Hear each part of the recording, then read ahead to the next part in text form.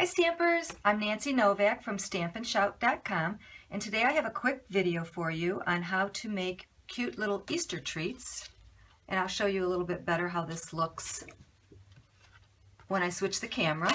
And these are made using the Lindt chocolate bunnies, and I think these also come in chicks and lambs. And let's get started.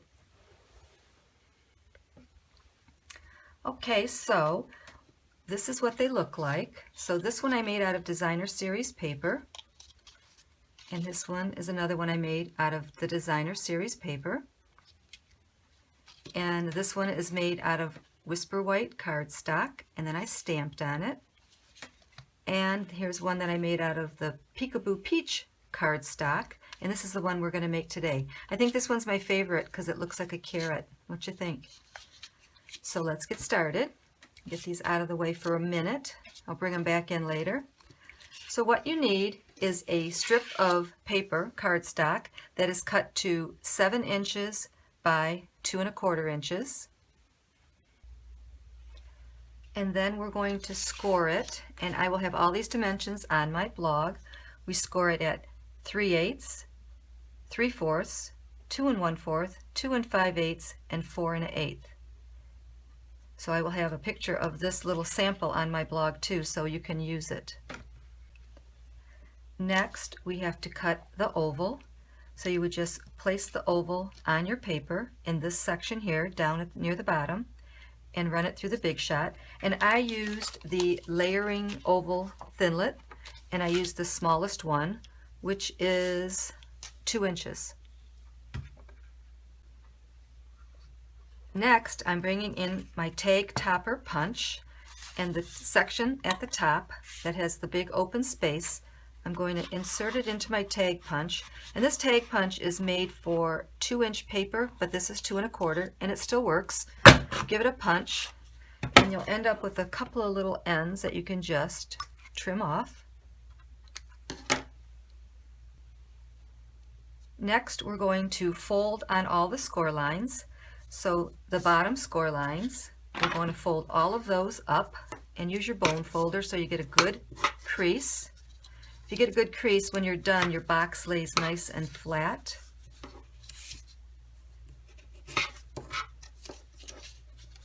So fold all of those up, and the last one we're going to fold down.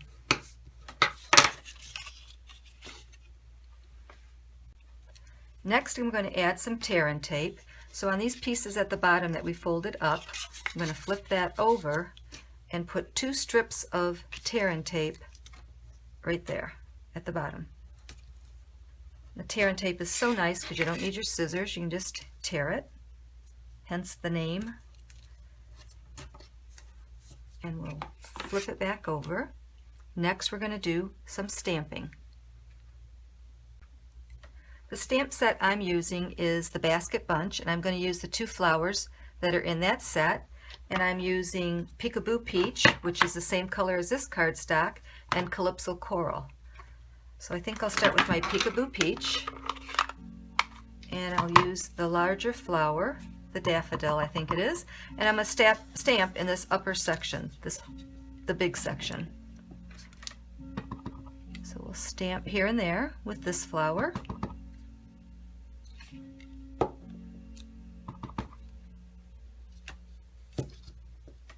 And then I'll bring in the Calypso Coral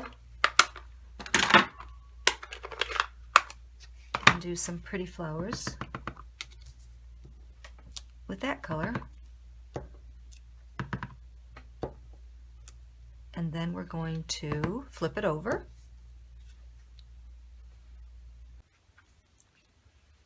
So I stamped a few more flowers around here, and next I'm going to add the ribbon. I have Emerald Envy ribbon, and I like to bring in my punch to hold it down. It gives me a little help, like another hand. And I'm going to tie some Whisper White twine and just tie it twice in a knot. And trim that twine close. So now we have our ribbon on. Next we have to tape the box together. So I'm taking off the tear and tape closest to the bottom edge. And as you can see, there's a score line there. And we're going to match that score line up to this score line right there. So you just kind of fold it down and match those two score lines. And then you take off this piece of tear and tape and fold this up. And there you have your cute little box. Now we're going to put the bunny in. So I put a piece of tear and tape right at the bottom of my bunny, and when I'm ready I will peel that off, and he fits nice and snug in this little oval. And he's done. Isn't he cute? I just love these. So here you go. We got all of them here. I still think this one's my favorite just because I think it looks like a carrot. But they're all beautiful, quick and easy to make. So I hope you enjoyed my video. I really like making these videos, and I hope they're inspiring for you. If you have any questions, you can visit my blog, www.stampandshout.com. If you need a Stampin' Up! Demonstrator or you have questions about Stampin' Up! Supplies, contact me. All my information is on my blog, and I'll see you next time. Bye!